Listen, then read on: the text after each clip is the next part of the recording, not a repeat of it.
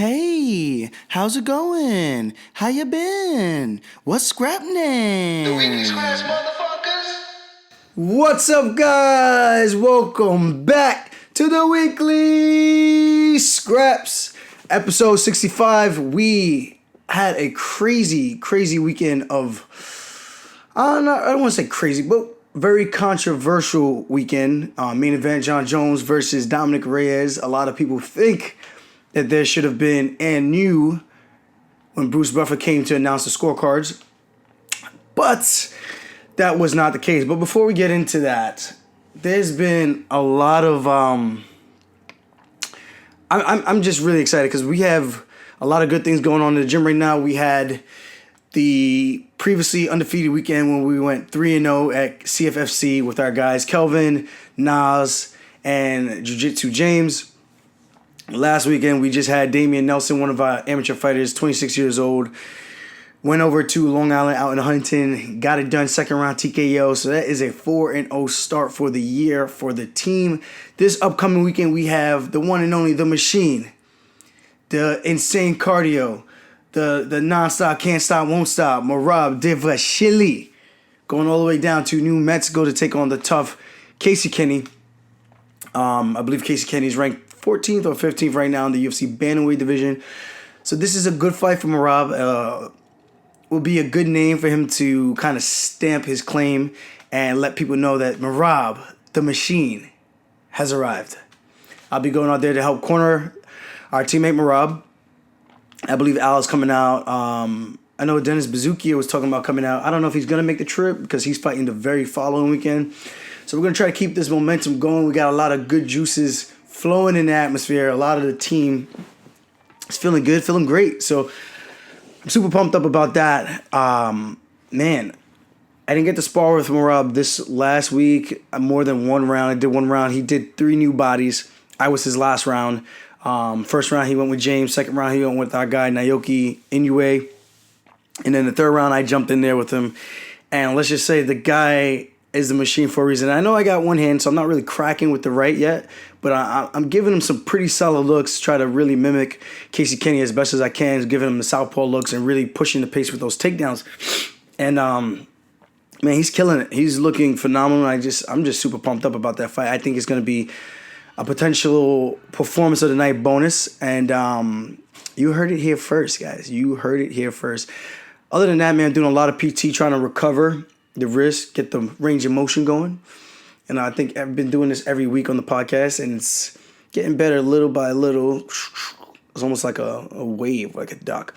It's definitely a lot stronger. I'm actually cracking with this now, and I could actually not feel like, the pain from the impact. So that actually is a pretty good sign. I'm getting the strength back. I did a little bit of a lifting yesterday. Earlier we did Tuesday, Wednesday, Thursday, straight PT through with our girl Caroline out in Fusion. I think I don't know the rest of the name of it. I think it's just Fusion Performance or Fusion PT Performance. I would have to double check. But they have a couple locations. The one I go to is downtown in Chambers, on Chambers. Yeah, they've been doing pretty good for me, helping me out a ton and really putting me through full body workouts that help strengthen everything else and really help me get that rotation in my wrists. So I'm getting there little by little, and I'm really pumped to get back out there. As you see the guys doing well, you just want to be a part of it. I mean, I am a part of it in a different sense, in a different type of way. I'm on the other side now, coaching a lot, teaching a lot, and getting my work in when I can. And I just can't wait to get back out there and really try some stuff. Oh, so I just started watching the documentary, The GameChangers. It's been like 4 nights now that I keep falling asleep watching it because for some reason I have these long days, end up coming home late at night, and then as I'm watching it, I'm just exhausted, and next thing you know, out like a light.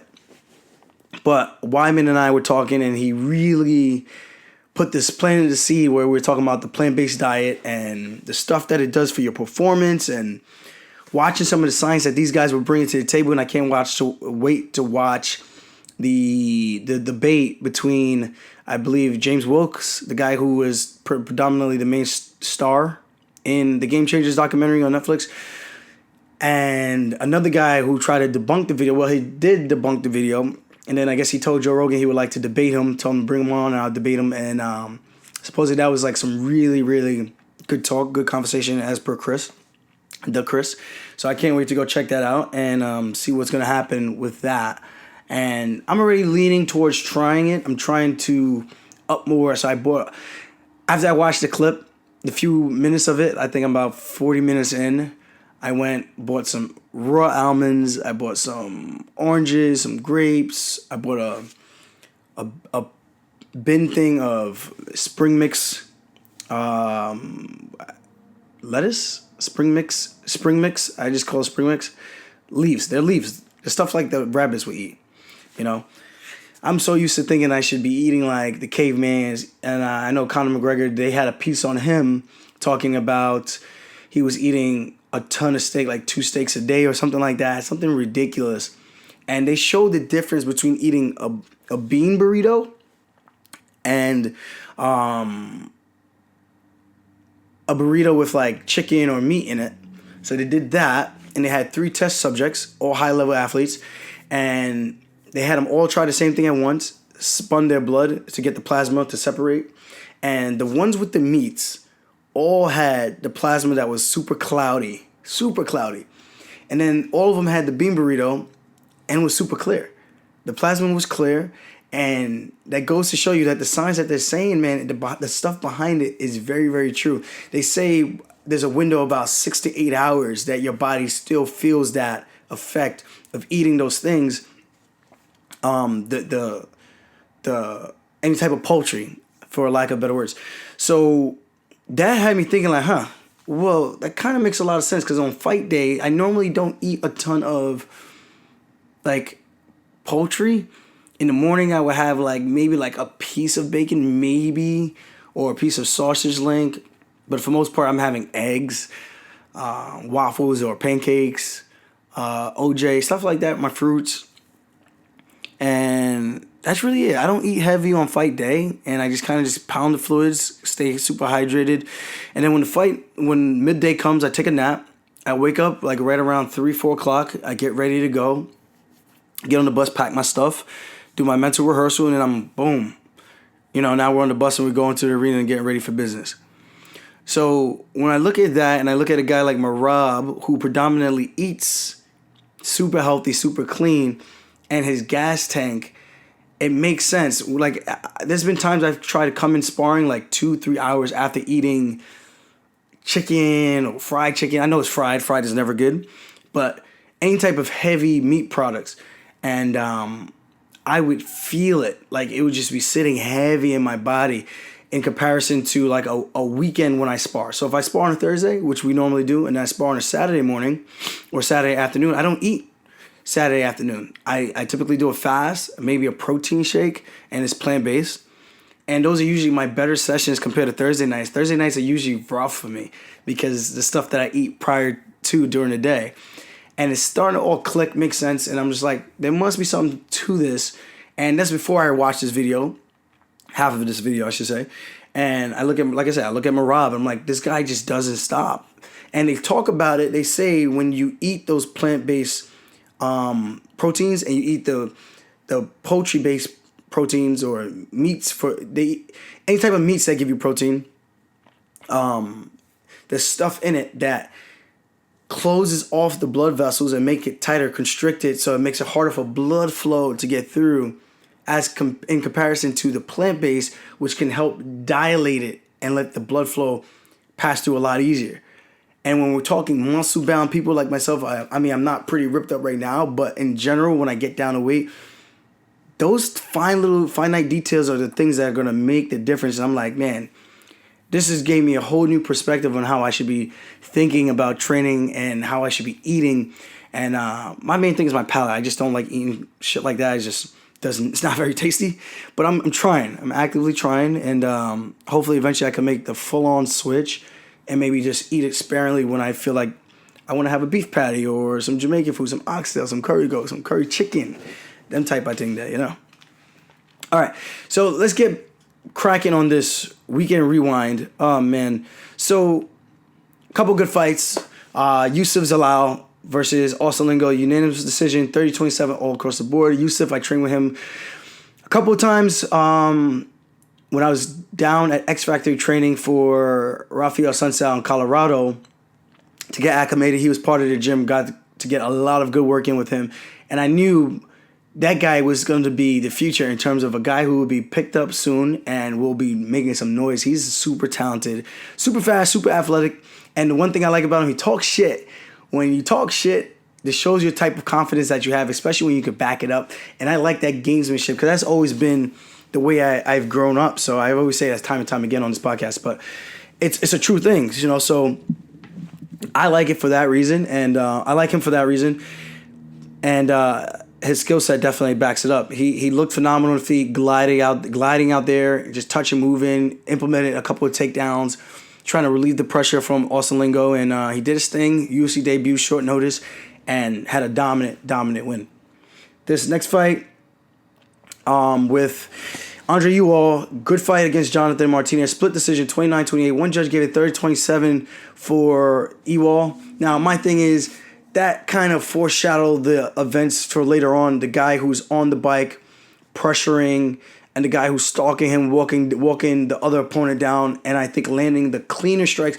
But to be fair, Ewell was landing a lot more clean strikes to the body. That left was finding a home over and over again. He briefly dropped Martinez, but it was one of those drops where it's like, he didn't crack him in the chin. He cracked him when he was throwing a kick. And it was one of those things where it's like, this is a big debate for me. What is considered a knockdown? And honestly, we're going to save that for later. I'm going to come back to this and bring this back. But I thought Martinez looked well. He landed effective strikes. When he did throw, it landed. I just don't think it was 30-27. I thought I would have given the nod to Ewell for sure, but it was super close. I could have even seen that fight being a draw. Ewell was also dropped with a leg kick by Martinez when he stood still against the cage, and Martinez was able to pick him apart a little bit and pick his shots and dropped him with that leg kick, and that was clean. That wasn't like him throwing a kick and being off balance. That was, hey, you're standing there, I'm picking my shots. I did damage early in the fight, now they're paying dividends. Boom, I sat you on your ass.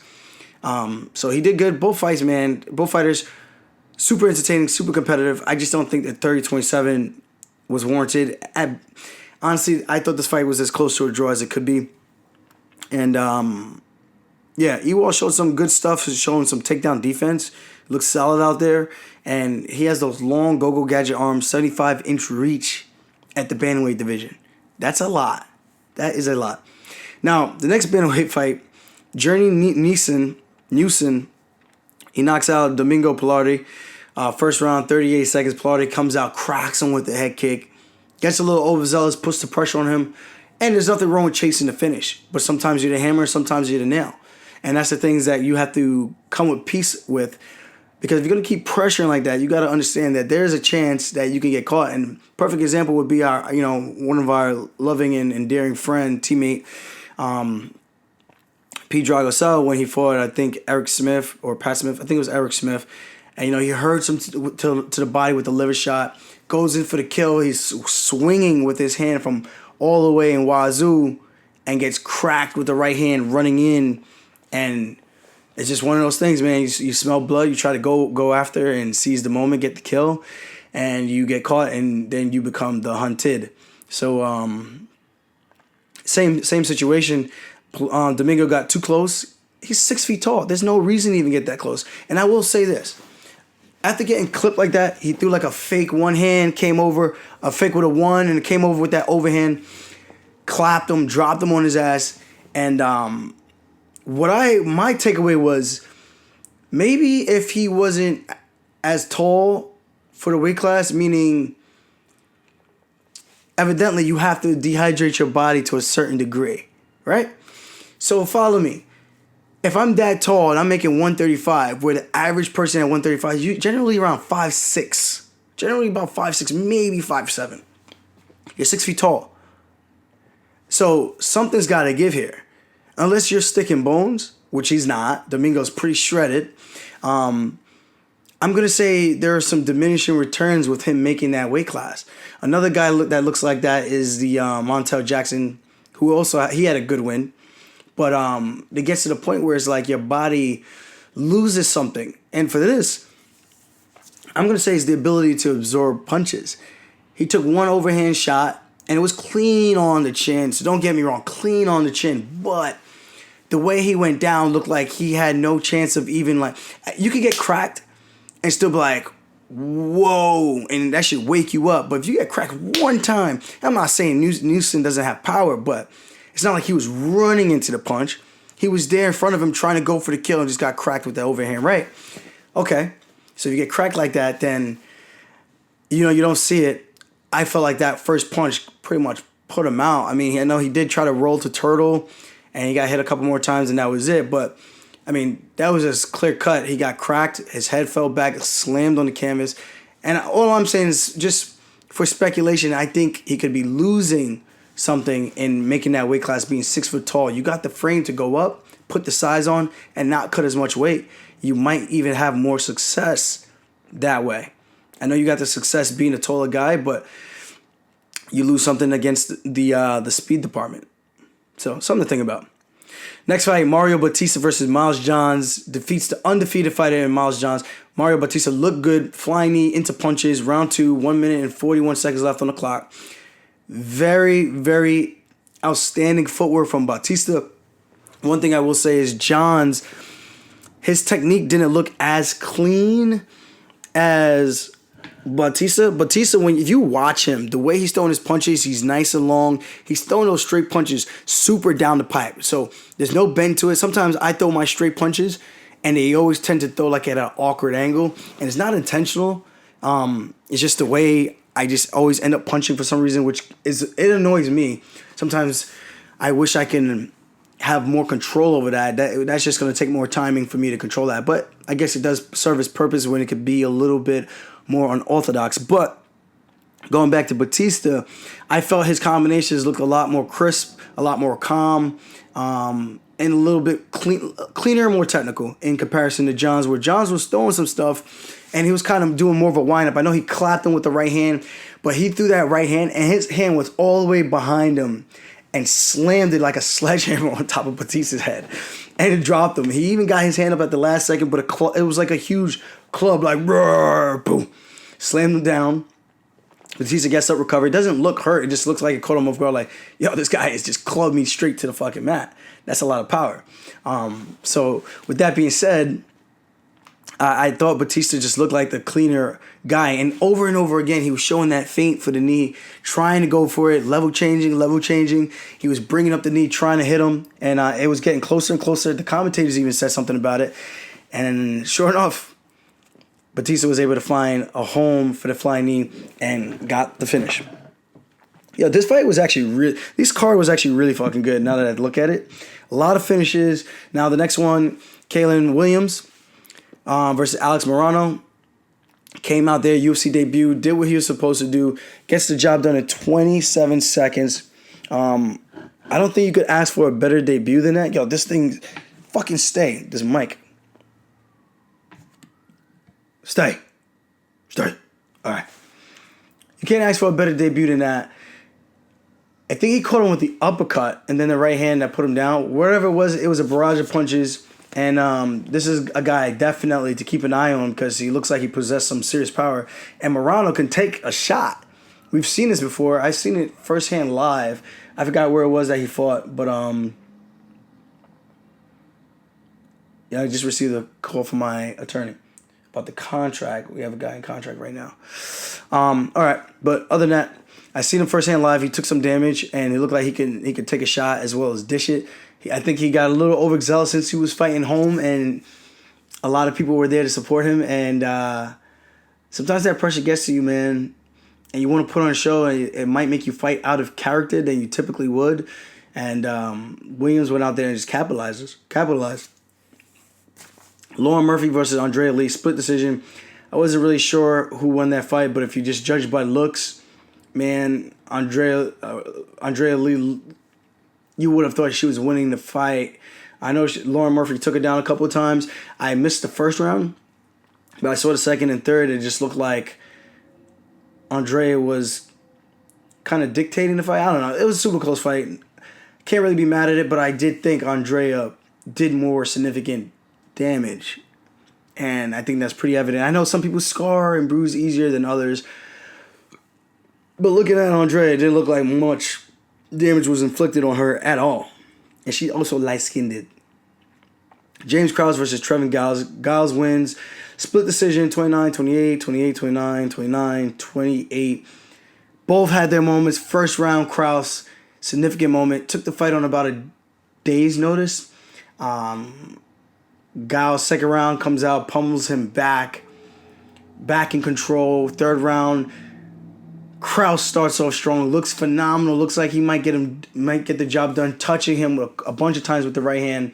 It looked like he didn't have the power to put behind his cross because he was laying those shots pretty fucking clean.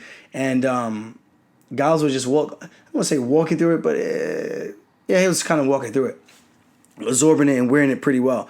That was the only thing. I mean, I would say if Krause even had 2 weeks to prepare for this fight, knowing who he was going to fight, I lean towards Krause getting the job done. He's a tough motherfucker. And I know you got to make the adjustment also for Giles that now he knows also 2 weeks in advance. But I think stylistically, Krause just looked like he was the better technical fighter, just the smaller fighter in there. And I think if he had the cardio as well, I think if he just had a little bit more in the gas tank to push, who knows, man, maybe that fight is over in the first round for James Krause. And it should be noted that James Krause did fight at 55, does now currently compete at the welterweight division, and he took this fight short notice at the middleweight division. Hopefully they did do the right. Hopefully the UFC does the right thing by him, Dana White, and hooks our guy up because he deserves it. All right, main card, Derek Lewis versus Ilir Latifi. Now, I know a lot of people were giving me shit about this, and my thing was I said something to Dominic Cruz, not to him, but on Twitter about his, I'm going to try to find it right now. He was just saying he kind of was leaning towards Latifi because of all the takedowns, but in my head, I'm like, but he didn't do anything. And I'm not saying that Lewis did that much more, but let's be honest here. Lewis was going for it. He was the aggressor. Even if the shots weren't landing flush where there was nothing blocking it, he was punching him while he was covering.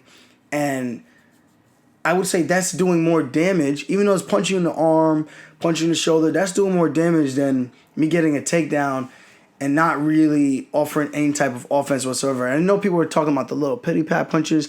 I mean, we all do that. Body, body, body, body. But we're just tapping. I mean, are you really considering that as a dominating or significant strike because you took me down? And Lewis did get up, and there were some times he was held down. But at the same time, I can't find this freaking tweet. I've been tweeting a lot. Come on. There it is.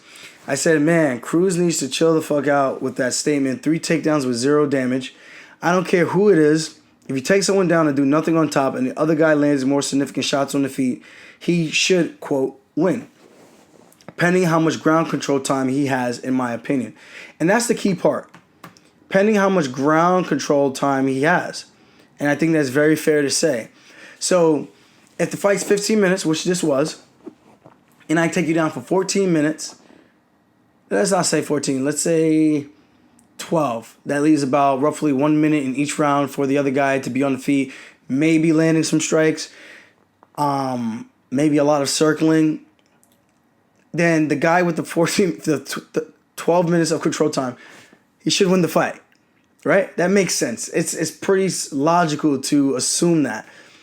But within those 12 minutes, if the guy cracks you, drops you, rushes in, lands a couple punches, hammer fist, and it looks like you're about to almost be out of there, and then he manages to pop his head out and then finish the takedown and then control you for 12 minutes, accumulated 12 minutes of time, then what are we scoring? Are we scoring the control or are we scoring the damage for a fist fight. And I know it's an MMA fist fight. Okay, fair. Control time should factor into something. But let's go by the playground rules. If someone sees that, your friends or the kids in the lunchroom, they see that before the teachers or the security guards can get there in time to stop it, police authorities, whatever it is, who are you going to say won the fight? And I know I'm using playground rules in comparison to an MMA fight, so it's different. But that's typically how we judge a fight. We judge the fight by damage and who looks like they're in control. Now, body language is also a huge thing. Plenty enough times you see Latifi getting punches thrown his way and he's making grimacing faces. He looks uncomfortable. He's making faces as if he's being hit. So he's making the assumption, he's allowing us to make the assumption that those shots are doing something because of the body language. I remember people say they would cut their hair because of fights, because when they get punched like Uriah Faber, and his hair would flash all over the place, and it looks like he's getting rocked even though none of the punches are doing anything, but it's body language and it's what the people can see. So they're going by that, right? That makes sense. I think it's a very similar situation with this, and I'm not saying Derek Lewis won by a landslide. I thought this would have been a split decision. I didn't think it would be a unanimous 29-28, but I did think Latifi did some good things. He big body sunned Derek Lewis when he got the double unders. He stepped behind the leg and tripped him and kind of threw him down. He big brothered him right there. The little brother beat up the big brother right there, or sunned the little brother.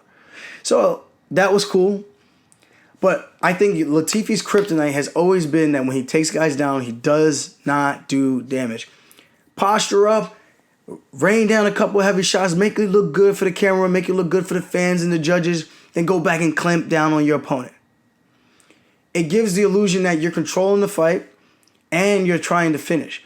When you're not progressively trying to finish the fight and you're kind of sitting there in a stalemate, this is where I have the issue of awarding the round to somebody when the other guy is doing something, at least on the feet, where it looks like he's attempting to finish the fight and going for it. And at the same time he's going for it, he's attempting to finish the fight, he's going for the kill. And he looks like he's landing based on the shots and the body language that I'm seeing. So I'm looking at all this. Not just to take down and then go, oh, well, Latifi didn't land anything on the feet. Okay, that's neither here or there, in my opinion. It's a total accumulation of everything, round by round. And I just felt Derek Lewis did enough to win the fight. Would I have been mad at Latifi won the fight? No. I just didn't understand Krause's comment where he made it seem like the 3 takedowns should have been definitive enough to warrant Latifi the win, to clear that up. I think Latifi could do well at heavyweight. Like I said, I think his kryptonite has always been when he takes guys down, he tends to do nothing with it. And I think he makes that one adjustment, add in a little bit of ground and pound, and he will be a nightmare for people because they know once it hits the ground, he's going to land some fucking devastating ground and pound that could potentially knock you out. Next fight, Dan Ige versus Mirsad Bektic. Now, we're going to pretty much talk about every single card because it's rightfully warranted. A lot of these fights were super close, super competitive. Some spectacular finishes. Dan Ige versus Mirsad Bektic. Split decision 29-28, 29-28, 28-29 in favor of Dan Ige. And I thought Ige looked phenomenal the first round. Beautiful combinations. He looked like a stud. He didn't even realize the guy was a ground game type of fighter the way he was teeing up on Bektic. And I honestly expected Bektic to be better on the stand-up and Ige to be better on the ground. Once Bektic was able to come back in round 2, he landed a couple strikes to distract Ige and got in on the legs, took him down, controlled him, and he did some decent ground and pound, not much more than Latifi, but the difference was he was advancing position, actively trying to finish the fight. The head and arm choke, trying to pass into side control, trying to pass into mount from what I can remember, and not just being content to hang out in full guard. That's the difference. The illusion that you're controlling the fight and you're doing what you want to do when you want to do it. I think that is the moneymaker right there. And who knows, another judge, Bektic wins that fight. The third round, same thing, but the first half of the third round, Ige comes out, pressing forward, pressing the action, landing his combinations, finding a home for that left hook. Bektic is trying to weather the storm, trying to find an opening for a takedown. I believe he gets stuffed once or twice, and eventually he gets the fight down to the ground. A lot of scrambling. I think Ige might have reversed position for a split second, but it was a very entertaining fight. I love that fight, and Ige said it best. He's like, I'm the guy that slows down all the hype, and he has done that time and time again against a lot of these guys that he's fought, and I'm interested to see what's next for a guy like him. You know, he had a solid ground game off of his back, didn't really let up too much. That head and arm triangle by Bektic looked really tight to ending the fight. I thought the fight would have been over. He almost looked like Bektic was going to be able to possibly finish from the half guard, which is extremely tough to do, but very doable if you have a good enough squeeze. Someone just did that the other day. I think it was Alex Perez over somebody at 125. Maybe Jordan Espinosa. I think that was the fight. So it's all good stuff. Fun fight. And I just, for some reason, I thought Bektic's stand-up was a lot cleaner. I know he didn't really specialize in anything coming into the sport, but he's super well-rounded. It seems like he's picked up on everything, and he looks pretty strong out there, especially in that top position when he gets people down. He had some really beautiful entries onto the legs and into the takedowns, which I was highly, highly impressed with. Now, the heavyweight division, Justin Tafa versus Juan Adams, TKO, 2 minutes in, 1 minute 59 seconds. So about 3 minutes in, actually. He looked good. Back in the win column, takes out a tough, huge opponent in Juan Adams, the Kraken. Puts him down. Dude, beautiful. There's really not much to be said about that. He caught him against the cage. I think it was a straight right. Came into a Tyson uppercut that folded him. And from there, just didn't let up and got the stoppage. It's very interesting because I'm starting to wonder if maybe Juan, I know heavyweight's a different division. They hit way harder than us, blah, blah, blah. Yes, I know. But in comparison to the other heavyweights, I will say it seems like Mr. Adams, anytime he gets clipped by a semi-clean punch, he goes down. And there's something to be said about that. Maybe he needs to make the adjustment. I remember Overeem was starting to go down that path, and then he got clipped with that last punch by Rosenstruck, and got pretty much finished with 4 seconds left on the clock, which I think the ref could have let the fight go a little bit. His liver was already, the damage was already done, and it's not like he was knocked out unconscious, but whatever. But we've seen Overeem, people are starting to say he has a glass chin, and I'm starting to wonder if Juan Adams just can't really wear a hard strike at this point in his career. And it happens to all of us. Eventually, we all get there if we stay in the game long enough. And I believe he might have played football, and that could also be some of the damage, the wear and tear over the longevity of his career. And I'm not exactly sure about that, so don't quote me. But who knows? I just find it really interesting to see that fight and the Greg Hardy fight. He went down. I know Greg Hardy's a man beast, but man-child, man-beast, whatever you want to call him. But the same thing. It's like he got touched by a semi-clean shot, and he just went down, you know. But it is what it is. The heavyweight division, those guys hit hard. Whoever lands the clean shot first, that typically happens too. Next one, Valentina Shevchenko beats our girl Caitlin Chukagian. TKO from a mounted crucifix position.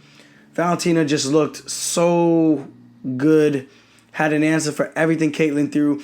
If there is one criticism, and obviously I don't like criticizing our people, especially people that's close to home, I would say the significant difference to me in that fight with Valentina and Kalinn, when Valentina threw her strikes, there was conviction and authority and a bit of nastiness that she was trying to hurt you. When Chukagian threw, it did not look like she was really trying to commit to the strikes. It didn't look like she had that mean bone in her body, like she was trying to hurt Valentina with those kicks or with the punches. It looked like she was kind of just trying to stay on the outside, where once Valentina saw her throw something or found an opening and caught a lapse in focus. I don't want to call it focus because I think Caitlyn was focused the entire time. But it just seems like once she was able to lull her to sleep, she did a little hop stance, and she's tapping on that lead leg, and she's sliding back, she's tapping, and she'll throw like that 2-1, step in with the back foot, and then chop down with that lead leg kick, and there wasn't much wind up on it. It was just a quick snapping kick, pop, pop. So it'll be 2-1, boom, boom. 2-1, slide in, chop, and then back out into her stance again. And then boom, killer vision, killer focus on her the entire time. Now, Caitlyn tried to pull guard. At one point in the second round at the end where she caught that elbow right above the eyebrow. Got split open pretty bad, pretty significant cut. One shot from the guard of Caitlyn from Valentina. And that did significant damage. And I do think that started to change the trajectory of the fight and maybe the tone. Caitlyn did try to pull guard the one time, and Valentina felt this. She maintained her standing position neutral and stayed strong, held on to the clinch. Once Caitlyn reset down, put her feet on the ground, beautiful stuff from Shevchenko. She steps around and trips the back leg right into side control. Caitlyn's trying to get outside control, and she's pretty fucking good off of her back. I will definitely give her credit for that. Super flexible. She can get her legs into places because she's super flexible. That flexibility and her IQ on the ground. And it looked like, and I think Dan Hardy made this. I was listening to one of his podcasts with someone else for the BT Sports or Dan Hardy Corner, something like that. Open Mat. It's called Open Mat UFC 247 with Dan Hardy, something and whatever. So I'm listening to this, and he made a very good, he pointed out a very good point. He pointed out a very good sequence that I didn't notice until after he pointed it out. I said, you're right. And he was talking about the damage on the side that Valentina was on the side that Caitlyn was cut on. She was cut on the left side of her face. Valentina was on the left side of Caitlyn. Inside control, sitting for judo, and Caitlyn was kind of protecting her face by trapping the arm of Valentina. And while she's trapping the arm, it leaves space for you to get that knee through for a crucifix. Whenever you get put into side control, you always want to bring your elbows in. But if you bring your elbows in a straight up jiu-jitsu position, what does it leave you open for? Ground strikes. So I'm going to stop the ground strikes by trapping the arm. And once I trap the arm, it leaves it a chance for my top opponent to push their knee through as they're sitting through that judo / side control position. Open the guard, pin my arm down, and that's what Valentina did. And then she figured forward the arm with her legs. And from there, that's pretty much all she wrote. And beautiful stuff, beautiful transitions. And I don't know what else is going to happen for Shevchenko. There's really nobody else there for her to fight. Maybe if Calderwood could win a fight, win a fight. If she wins her next fight, maybe that's the next opponent in line for her.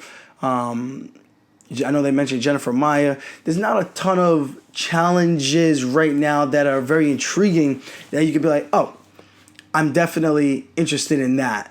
I think Valentina chills out, hangs out on the beach, trains, takes it easy, let the body recover, and let the division play out a little bit so that she can get herself a contender that makes sense. Right now, I just don't see any real tough challenges for her ahead. Hopefully, Caitlyn can bounce back. Title challenge, a loss. She's done something that many of us wish we could do, or still trying to do, and she gave it a shot, and she came up short, and that's all you can ever ask for. So keep your head up. Break down the tape, the assessments, see what your coaches think, see what your teammates think, and be open and honest with your own performance and be open to receiving criticism and really try to see if there's valuable points that people are making that you could make those adjustments for the next time out. Now, the one everyone wants to talk about, the John Jones versus Dominic Reyes. Now, I'm going to go back. Let's first start with the scorecards. I know people were talking about, why was some printed and some were written in? I guess the machine broke or something like that. Judge Solis Joe Solis, for some reason, 4 rounds to 1 for John Jones. Really, really odd stuff. I believe he was the same one that gave Andre Ewell a 30-27 against Jonathan Martinez. I would have to double check, but I think it was him. Some really wacky judging. But let's be honest here. That fight was razor fucking close. Call it what it is. Can Dominic Reyes have been the and new? Yes, he could have. After rewatching the fights, the rounds, the first 3 rounds, I go, holy shit. There's a case that Dominic Reyes actually won rounds 1 through 3. And I know I tweeted and people were saying, how far are you up John Jones' ass? I'm like, not up his ass. I'm telling the guy, congrats for getting the win. Whether or not I agree that he got the win, that's neither here or there. He's inspiring people by his greatness, by accomplishing more, even though there seems to be nothing else for him to accomplish. You know, if that makes sense. He's already at the pinnacle. He's defended the belt 13 times. Now broke GSP's record with 14.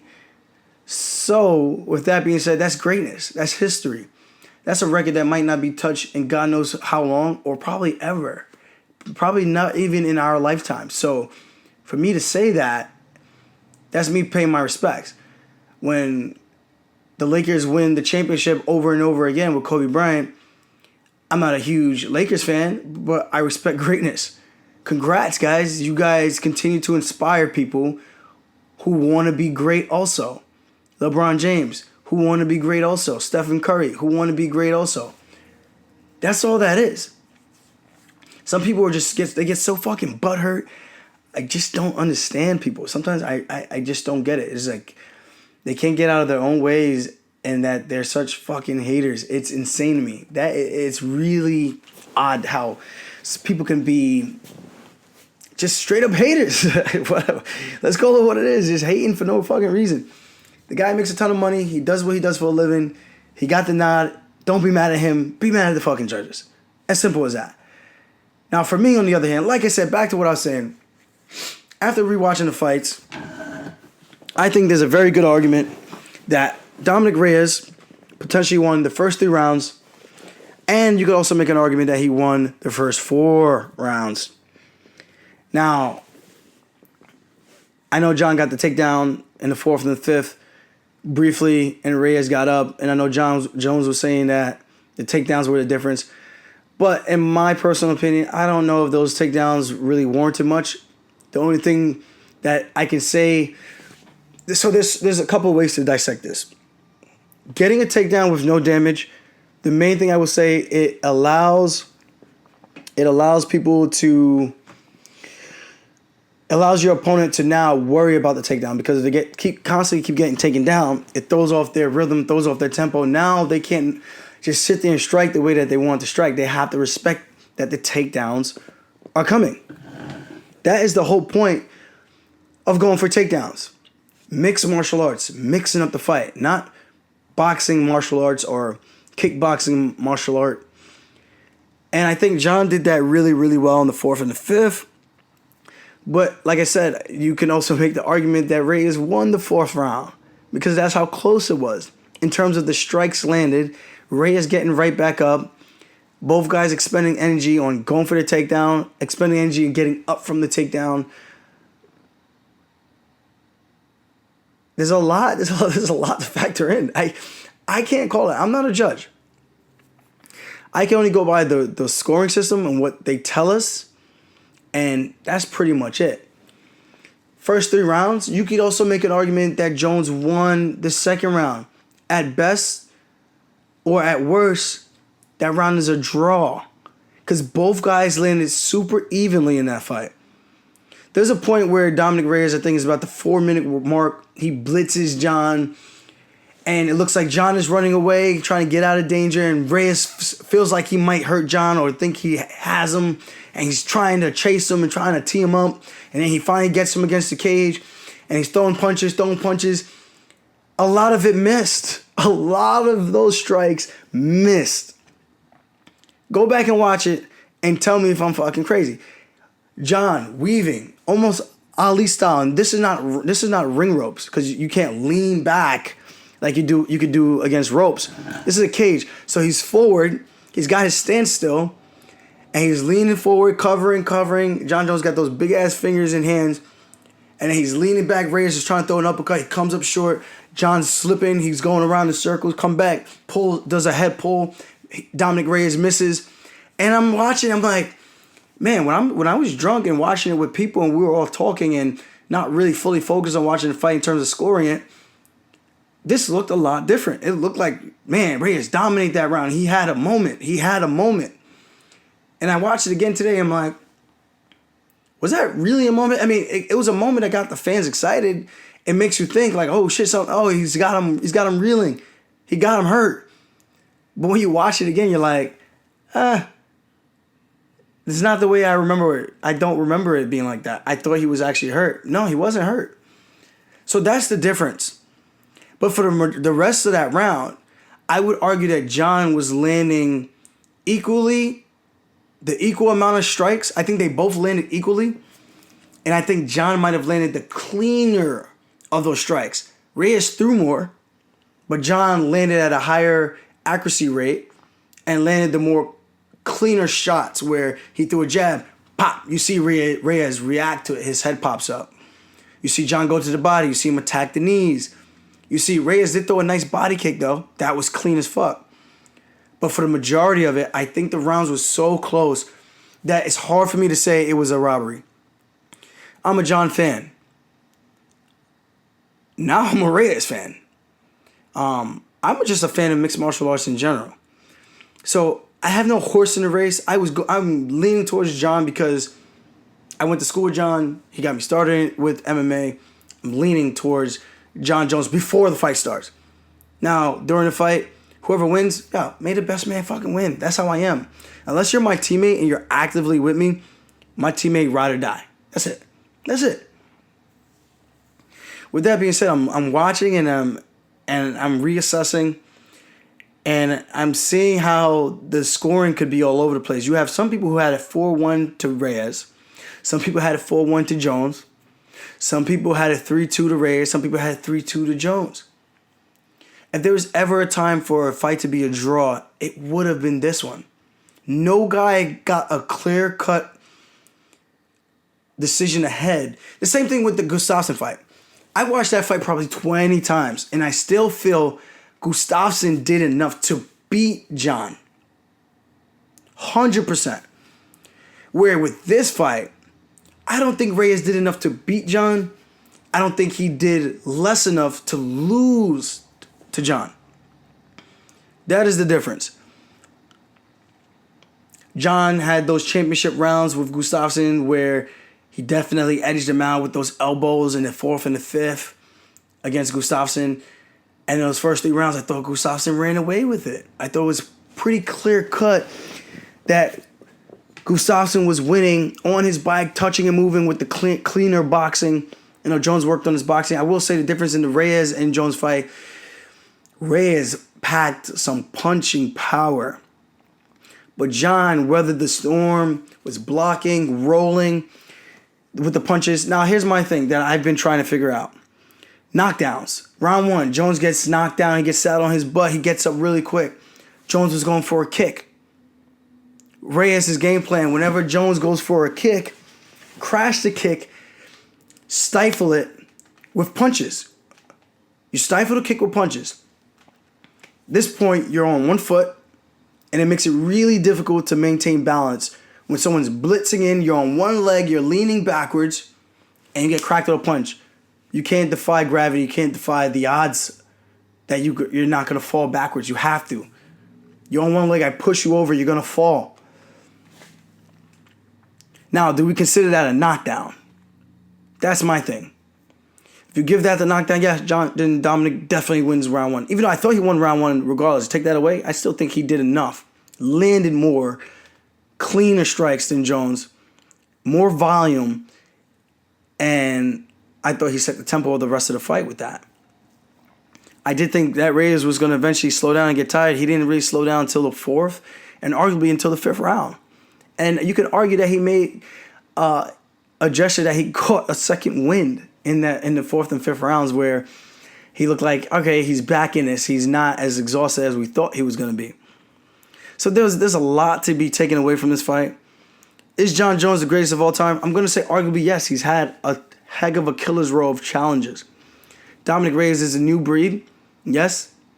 Could he arguably be the champ right now? Yes. Am I mad that Jones got the nod? No. Am I mad that Reyes didn't get the nod? No. It's that close of a fight. And I think this is where people were getting my tweet confused. I guess I should have put the quotes. To be the champ, you have to beat the champ. And I think it comes down to a situation like this where the fight is so close that it's hard to give it to the challenger when everything is so even because he's the champ, the defending champ. Where I think another matchup, you're kind of like, you don't really think about it like that. You're like, well, if this guy did enough, or if it was close, you could live with it, okay, but like, you know what, I give it to him because it was close. It was close. Where this was the same exact thing, but I think because it was a title fight, maybe the judges were like, you know, it was really close. Reyes did come really, really close to winning some of those rounds that we thought were coin flips. But did he really do enough to beat the champ? I don't know. That's where that tweet came from. Do I agree with that quote? Not necessarily. I think if you beat him by the criteria, you win the fucking fight. But based on the criteria of the Jon Jones who's stalking for 25 minutes, stalking his opponent, besides the few moments that Reyes were blitzing Jones, and Jon uses pretty well spectacular defense, getting out of the way of the majority of those shots, rolling with those punches, displaying brilliant head movement. You got that factor. You got Jon throwing less, but landing with a higher accuracy point percentage. Reyes throwing more volume. And I think the perfect example of this, Mayweather versus Marcos, Maidana won. I thought Maidana won that fight based on sheer volume alone. He threw so much in that fight in comparison to Mayweather. It's like, well, how could Mayweather win where he threw half as many punches as Maidana and probably less than half as many punches as Marcos Maidana? Marcos Maidana threw about 400 something strikes where Mayweather, I think, threw like just under 200. And that doesn't mean he landed 200. He threw just under 200. But Mayweather won the fight. And it wasn't a split decision or anything like that. So now I'm looking at this, I'm like, it's a very similar situation. Jon Jones displaying beautiful defense.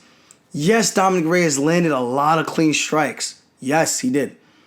But a lot of the moments where it looked like he had Jon Jones reeling on his back foot and in danger, Jones didn't really eat many of those strikes. I'm telling you, go back and watch it again and try to be unbiased about it. I don't care what Jon has done in the past. He might not be the best person. He might not be the guy you want to hang out at a barbecue in terms of family stuff or whatever because you don't like the stuff he has done in his past or the things he's done, whatever you want to call it. Whatever your beef with him, I'm going by strictly the fight. Take away the emotion and watch it without someone bothering you, without ordering a drink and then turning in and seeing one key moment and turning back and then picking up the drink and then having a conversation. Watch the fight. Really, really assess it, really break it down, and give your honest assessment of it and what you think. And that's what I had to do. And this is the decision and conclusion I came up with. And I'm still trying to figure out what a knockdown is. If I throw a kick, I'm on one foot, and you throw a teep, and you push me with your lead leg. A teep is a Muay Thai strike. I'm using my lead leg, and I just, like a jab, boom. And I teep you to the body or to the face, and you get dropped. Does the teep to the face while you're throwing a kick count as a knockdown? Does a teep to the body while you're throwing that same kick counts as a knockdown?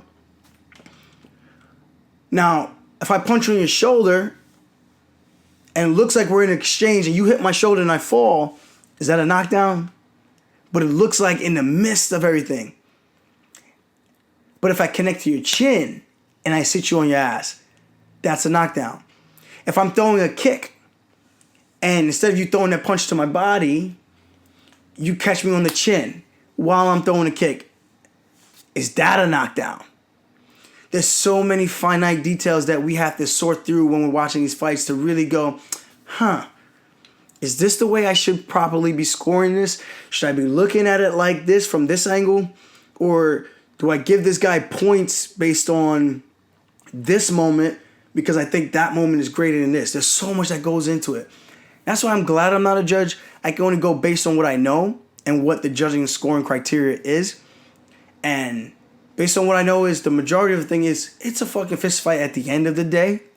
It's a sport, but at the end of the day, it's a fist fight. I'm trying to accumulate more damage and try to finish the fight. That is the way the fight should be scored. And I'm not saying a guy who's just walking forward should win. Because then it becomes, well, if I just walk forward and I'm swinging bombs and I'm missing, and you keep just pitter-patter touching me, I'm trying to finish the fight, you're just running. I'm like, am I running or am I using footwork? Am I landing cleaner, more effective striking, slowing you down, getting you frustrated? You come chasing me and I make you look stupid by weaving out from underneath your punch, and I'm back to the center and I'm shimmying back to the center and give a little bit of a shoulder bop. And now you're looking at me like, well, you keep running away, bro. I was like, no, I'm finessing you. So we have to ask ourselves this and see what the real answers are, or how are you going to score a fight based on the styles. If I go see a fight and I know stylistically a guy is more of a counter fighter, if I know this going in, it's hard to remove that from my head. And if I know you do that really, really well, and I know you're fighting a very aggressive guy, and you make him look silly and he can't hit you, dude, I'm going to have to say you are fighting your fight, which is the counter style. And you're being more effective at it. If you're throwing a bunch more and nothing's landing and I'm blocking and it's punch grazing off my shoulder, rolling, you throw a jab and I Philly shell and I use my elbow and I wing up, block it, and it goes flying over my head, it doesn't touch me. How are you getting points for that? Your points should be just as evenly scored for you punching my arm as me effectively blocking that or deflecting that strike. The clean strikes to the body. Or if you throw a leg kick and I check it, your leg kick shouldn't count. I checked it. I inflicted damage for you throwing a strike. So there's a lot that goes on, and people need to understand it's not black and white. You have to really dissect the fight and see who's being more efficient and effective. And what I think the ultimate goal is, who's doing a better job of trying to finish the fight or fighting their fight. If that makes sense. Other than that, I don't really know shit. I'm just happy I get to do what I love, and it's fun. I'm going to get this podcast up now for you guys, and hopefully you guys have some questions, because if you have some questions, please drop them down in the comment section below. I'll be sure to get back to you guys from last week and this week.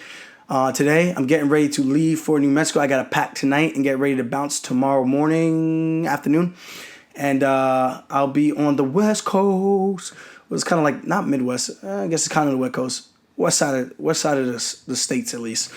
So, drop a comment. Remember, if you like my shit, subscribe to my shit. Or spin it. Bow, bow, bow. Back fist, baby. I'll see you guys later. Thanks for tuning in. Tell a friend to tell a friend. Funkmaster out. Let's go. Yeah.